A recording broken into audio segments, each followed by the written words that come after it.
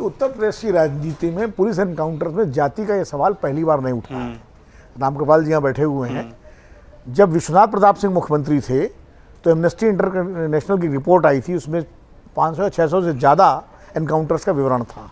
और मुलायम सिंह यादव तत्कालीन नेता थे उसमें विपक्ष के, उन्होंने उसको बाकायदा फ्लोर ऑफ द हाउस पर रखा था कि कैसे उत्तर प्रदेश की पुलिस जो है जाति आधार पर पिछड़ों का एनकाउंटर कर रही है। और आपको एक और तथ्य बता दूं कि हालत ऐसी थी कि खुद मुलायम सिंह के एनकाउंटर का खतरा था। और तब मुलायम सिंह दिल्ली आए थे चौधरी राजेंद्र सिंह के साथ, और चौधरी चरण सिंह से उन्होंने कहा कि ये पुलिस मेरा भी एनकाउंटर कर सकती है। उसके बाद चौधरी चरण सिंह इटावा गए और उन्होंने रैली की, और रैली के बाद मुलायम सिंह को नेता विपक्ष बनाया और उससे उनको हुआ। तो ये पहली बार नहीं हुआ, कोई नई बात नहीं है उत्तर प्रदेश की राजनीति में एनकाउंटर्स को लेकर के। क्योंकि उत्तर प्रदेश में ये जरूर बात है कि एनकाउंटर कल्याण सिंह के राज्य में बहुत हुए, एनकाउंटर मायावती के टाइम में हुए, लेकिन तब कभी ये सवाल नहीं उठा उन एनकाउंटर्स को लेकर के कि ये पिक एंड चूज वाला एनकाउंटर हो रहा है।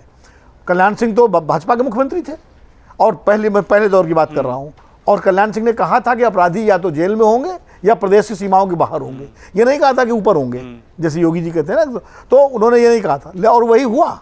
वो चाहे उस तत्कालीन उस समय के जो बड़े बड़े बाहुबली थे, हरिशंकर तिवारी, वीरेंद्र शाही, डीपी यादव, मदन भैया, ये सारे जो है जेल के अंदर थे जब कल्याण सिंह चीफ मिनिस्टर थे, और या सीमा बाहर थे। तो लेकिन कभी किसी सवाल नहीं उठाया कि ये, तो सवाल ये परसेप्शन क्यों बना, ये सोचने और समझने और जांच का विषय है। जहाँ तक जाति राजनीति की बात है, तो वो जैसा पूर्णिमा जी ने कहा या शुक्ला जी ने कहा कि वो तो हिंदुत्व बनाम सामाजिक न्याय की राजनीति का ही एक प्रकटीकरण है। मैंने काशीराम जी का इंटरव्यू किया था तो 1993 में, जब समाजवादी पार्टी, बहुजन समाज पार्टी की सरकार बनी थी, तो उन्होंने एक लाइन कही थी।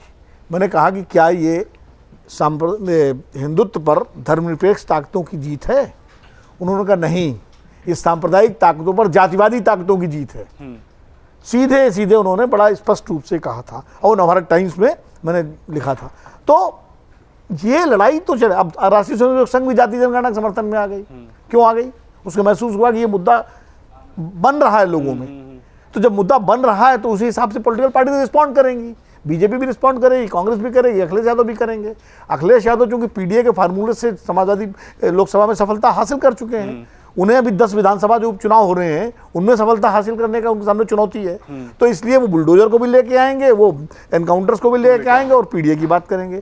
अब बुलडोजर उत्तर प्रदेश की राजनीति में सुप्रीम कोर्ट की टिप्पणियों के बाद वो अखिलेश यादव के लिए भी हथियार बन गया है, और योगी आदित्यनाथ के लिए भी हथियार बन गया है। योगी आदित्यनाथ उस बुलडोजर का इस्तेमाल अपने वोट बैंक को एड्रेस करने के लिए कानून व्यवस्था, माफिया के खिलाफ हमने इसका इस्तेमाल किया और अपराधियों के खिलाफ किया, और अखिलेश यादव उसको पीडीए के खिलाफ इस्तेमाल करने का बता के वो अपने वोट बैंक को एड्रेस कर रहे हैं। तो अभी बुलडोजर, जातीय एनकाउंटर, जातीय राजनीति, ये सारी चीजें, जैसा कि हमारे पूर्व वक्ताओं ने कहा, उत्तर प्रदेश की राजनीति में अभी लंबे समय तक चलने वाले हैं। अगर आप ये वीडियो YouTube पर देख रहे हैं तो हमारे चैनल को सब्सक्राइब करें और बेल आइकन को दबाना ना भूलें। अगर आप Facebook पर ये वीडियो देख रहे हैं तो हमारे पेज को लाइक करें।